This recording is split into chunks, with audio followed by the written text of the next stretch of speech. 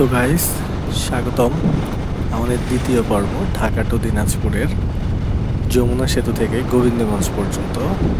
চলো ভিডিও শুরু করা যাক। এখন আমরা যমুনা সেতুর উপর দিয়ে যাচ্ছি। যমুনা বহুমুখী সেতু হচ্ছে বাংলাদেশের যমুনা নদীর উপর অবস্থিত একটি সড়ক ও রেল সেতু। যদিও বা বর্তমানে পাশাপাশি দেখতে পাচ্ছ নতুন একটি রেল সেতু হয়ে গেছে। আর যমুনা সেতুর দৈর্ঘ্য হচ্ছে 4.8 কিলোমিটার, যেটি বাংলাদেশের এখন পর্যন্ত দ্বিতীয় দীর্ঘতম সেতু। যেটা আগে প্রথম ছিল, এখন দ্বিতীয় হয়ে গেছে কারণ পদ্মা সেতু হয়ে গেছে। তা না হলে এটাই ছিল বাংলাদেশের প্রথম দীর্ঘতম সেতু।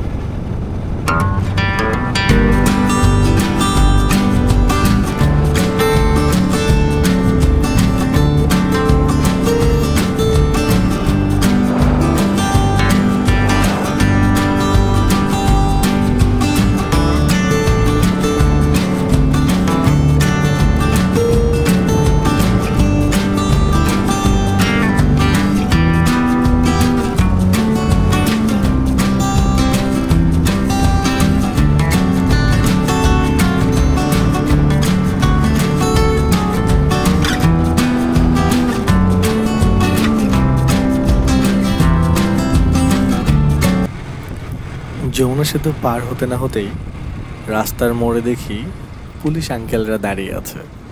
আমি তো ভাবলাম আমাকে ডাক দিবে, পরে দেখেছি না, ট্রাকগুলোকে দাঁড়াচ্ছে। তো চলো যাই। আহা, আবার দেখি সামনে এক পুলিশ আঙ্কেল। ঠিক আছে আঙ্কেল, থাকো, টাটা, যাই।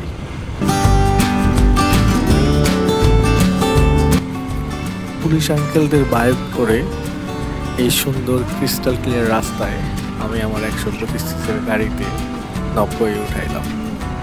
এত সুন্দর রাস্তা, এই রাস্তাগুলো যে তারা করছে, ওয়াও, মানে খুবই সুন্দর। এই রাস্তায় যদি আপনি একটি ভালো হায়ার সিসি গাড়ি বা ওয়েট গাড়ি থাকে, এই রাস্তায় 100 তো স্মুথ, বাটার স্মুথ, কোনো ব্যাপারই না। তবে হ্যাঁ, সতর্কতার সাথে গাড়ি চালাবেন, সবসময় হেলমেট পরবেন, গ্লাভস পরবেন, রাইডিং গিয়ার পরবেন, তাহলে সুরক্ষিত থাকবেন। যদিও বা এই রাস্তাটির কাজ সম্পূর্ণ শেষ হয়নি। এই যে দেখতে পাচ্ছি আমরা সামনে কিছু কাজ হচ্ছে। যদিও বা আমি কাজটি গত 1.5 বছর থেকে দেখতেছি একই অবস্থায় পড়ে আছে। এই যে সামনের এই বাসটি দেখুন, ওভারটেক করার জন্য পাগল হয়ে গেছে। এমনিতেই ওয়ান ওয়ে রাস্তায় কাজ হচ্ছে, তবুও এই বাসগুলির জন্য কিন্তু রাস্তা পার হওয়া খুবই বিপজ্জনক।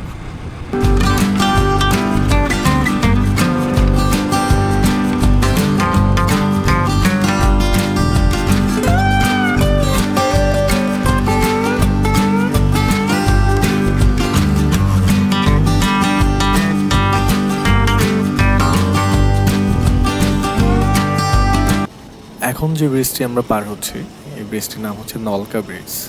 এটি বাঙালি নদীর উপর অবস্থিত। আর এই রাস্তাগুলোও অনেক সুন্দর, ব্রিজগুলোও অনেক সুন্দর। তো একটু পরেই আমরা হাটিকুমরুল গোল চত্বর, ওই যে সামনে দেখা যাচ্ছে হাটিকুমরুল গোল চত্বর। সোজা রাস্তাটি চলে গেল ঢাকা রাজশাহী হাইওয়ে, বামে গেল উল্লাপাড়া রেল স্টেশন, এবং আমরা যাব ডানে ঢাকা রংপুর হাইওয়ে। সিরাজগঞ্জ থেকেই দেখা যাচ্ছে আলুবাহী ট্রাক। যেহেতু এখন আলুর সিজন, তো আলুর বস্তা নিয়ে সবাই রেডি গুদামে রাখার জন্য। ঢাকা শহরের এই যানজট থেকে বের হয়ে এরকম সুন্দর রাস্তা, দুই পাশে ধান ক্ষেত, এটা যে কি সুখ, এটা যারা আসে তারা একটু বুঝতে পারে। এই জন্য বের হয়ে যেতে হবে ঢাকা শহরের সেই যানজটমুক্ত জীবন থেকে, এবং উপভোগ করতে হবে।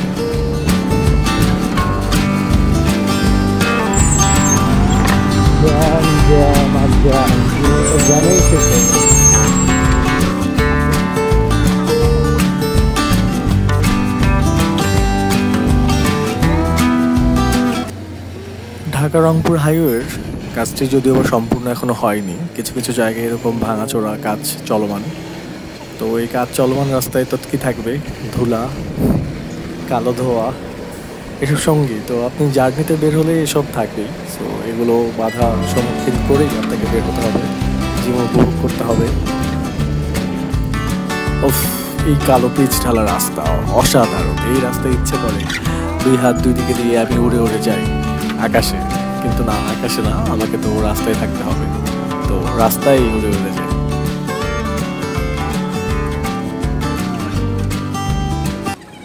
ডান দিকে কিছু লোকজন জড়ো হয়ে আছে, হয়তো বা এখানে একটি দুর্ঘটনা ঘটেছে।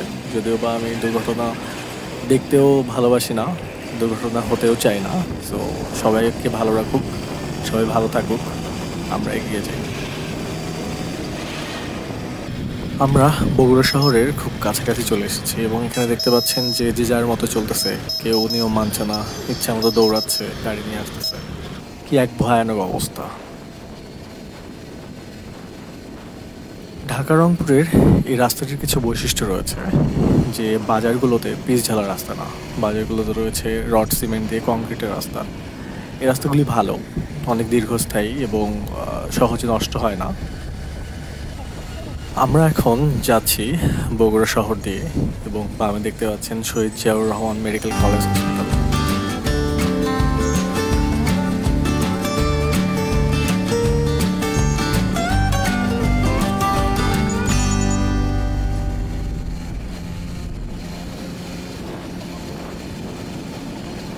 এই যে এক ভাই, সে আসতেছে উল্টো পথে, কিন্তু আবার কোনো ইন্ডিকেটর ছাড়া সে ইউটার্ন নিয়ে নিল। বাহ, কি মানুষ! এদের জন্যই না দুর্ঘটনাগুলি ঘটে। বিশেষ করে গ্রামের শহরগুলোতে আমরা বাইকাররা যেটা ভুল করে থাকি, প্রথমত নিয়ম মানি না, দ্বিতীয়ত হেলমেট তো পরতেই চায় না। হেলমেট পরলেও সেটা একজন পরে, পিলিয়নের কোনো হেলমেট নেই। এতে যে দুর্ঘটনাগুলি হয় এটা খুব ভয়ানক হয়।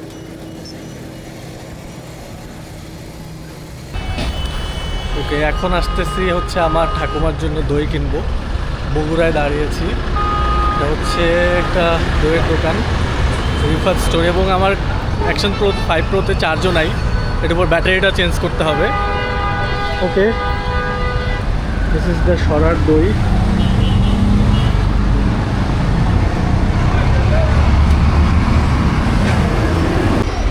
এখন দইটা বেঁধে নিয়েছি, ভালো করে বাঁধা লাগবে, না হলে তো দিনাজপুর পর্যন্ত যাওয়া কষ্ট হয়ে যাবে। ভাই হেল্প করতেছে।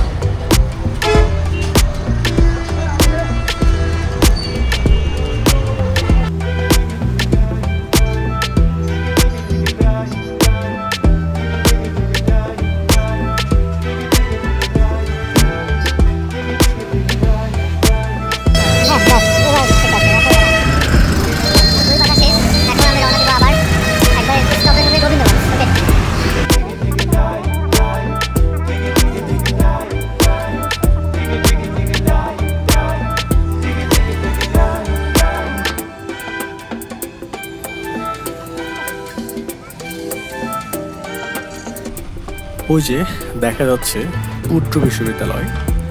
বাংলাদেশের উত্তরবঙ্গে তখন কোনো বিশ্ববিদ্যালয় ছিল না যখন এটি 2001 সালে। বর্তমানে বিশ্ববিদ্যালয়টি পুত্র সায়েন্স অ্যান্ড টেকনোলজি ইউনিভার্সিটি নামে পরিচিত।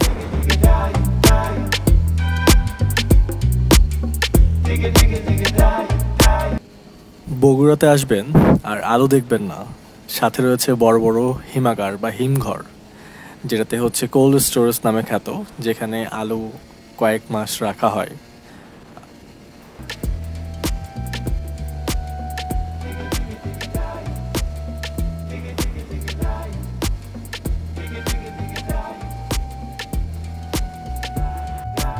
উফ, রাস্তার পাশ দিয়ে ধান ক্ষেত, চোখের একটা শান্তি, শান্তি না প্রশান্তি।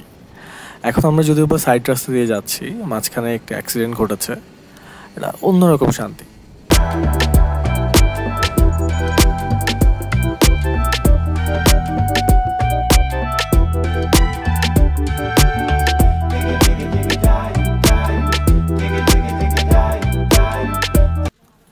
সামনে এক বেচারার আলুর গাড়ি থেকে আলু পড়ে গেছে, তো আমি কিছুক্ষণ দাঁড়ালাম, দেখলাম যে না, আলুগুলো সরাক, কিন্তু না, পাশ থেকে আমার এক বাইকার ভাই এসে সে আলুর উপর দিয়ে চলে গেল। তো আর কি করার, আমিও যাই।